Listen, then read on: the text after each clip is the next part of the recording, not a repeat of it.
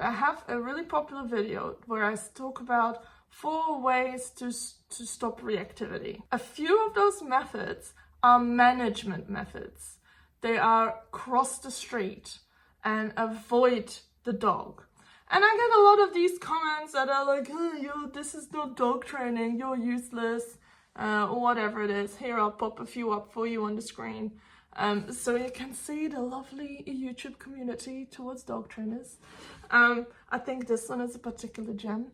Like, I would never hire a female dog trainer because of you. You're welcome. But what happens is, the reason why we avoid dogs and why we cross the street is not because I'm too lazy to work with it. It's because I'm trying to send my dog the message of, hey bro, I've got your back. Now please, anyone in the comments, please tell me, why is it so important to you that your dog walks past another dog on a very narrow sidewalk if you can cross the street? Like, tell me why. Because I don't see the reason for it. Like I don't want my dogs to say hi to other dogs anyway, reactive or not. I just don't do on-leash meetings.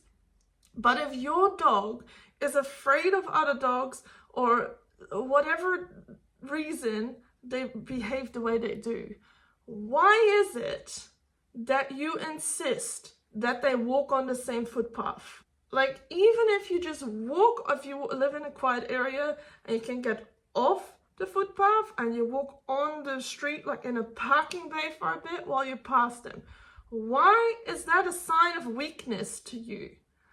Why do you need to keep arguing with your dog and saying, no, you fucking need to walk past that dog, face your fears, you stupid dog? Like, why do we do that?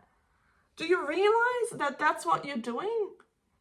Because I can tell you now, if you stop doing that, if you stop every time you do that, you're basically telling your dog, you're a pussy.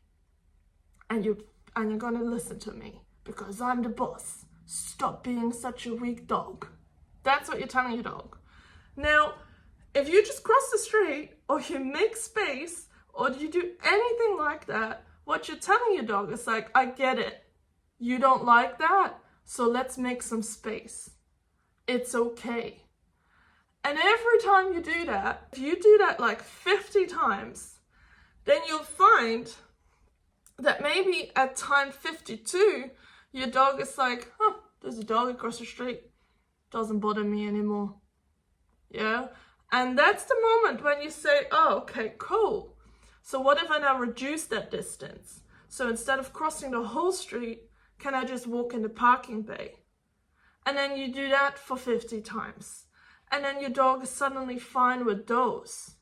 And then you can reduce that distance again. All you're doing is building trust. It's saying, hey, I've got you.